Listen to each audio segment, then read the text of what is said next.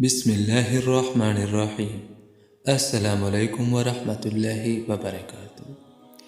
آج ہم ام المؤمنین حضرت خدیجہ رضی اللہ تعالیٰ عنہ کے تعارف کے بارے میں پڑھیں گے۔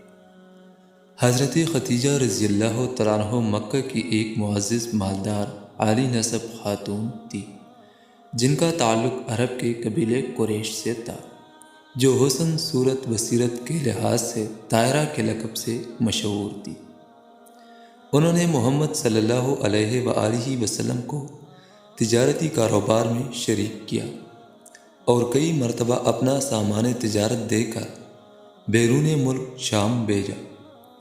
وہ آپ صلی اللہ علیہ وآلہ وسلم کی تاجرانہ حکمت، دیانت، صداقت، محنت اور اعلیٰ اخلاق سے اتنی متاثر ہوئی کہ آپ نے حضور صلی اللہ علیہ وآلہ وسلم کو نکاح کا پیغام بھجوا دیا، جس کو حضور صلی اللہ علیہ وآلہ وسلم نے اپنے بڑوں کے مشورے سے قبول فرمایا۔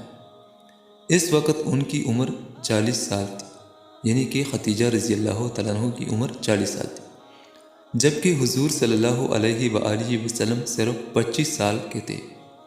اس سے پہلے قریش کے بڑے بڑے سرداروں نے رشتے کا پیغام بھیجا تھا، یعنی کہ حضرت خدیجہ رضی اللہ تعالیٰ عنہ کو، لیکن انہوں نے اپنے نکاح کے لیے حضور صلی اللہ علیہ وآلہ وسلم کو منتخب کیا۔ حضرت خدیجہ رضی اللہ تعالیٰ عنہ نے سب سے پہلے اسلام قبول کیا، یعنی کہ مردوں، عورتوں، بچوں سب سے پہلے مسلمان بننے کا شرف حضرت خدیجہ رضی اللہ تعالیٰ عنہ کو حاصل ہے اور پہلی ام المؤمنین ہونے کی سعادت حاصل کی۔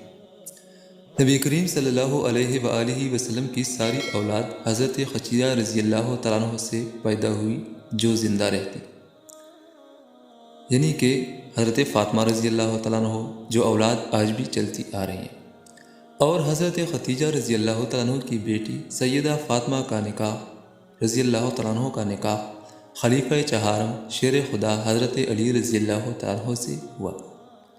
آپ کی وفات ہجرت مدینہ سے پہلے مکہ شہر میں محمد صلی اللہ علیہ وآلہ وسلم کی زوجہ کی حیثیت سے ہوئی۔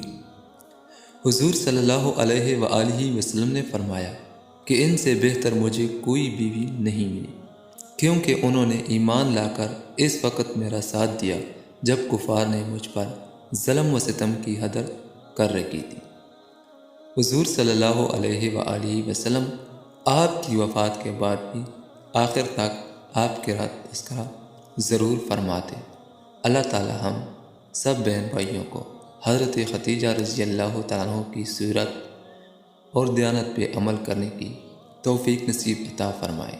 آمین ثم آمین۔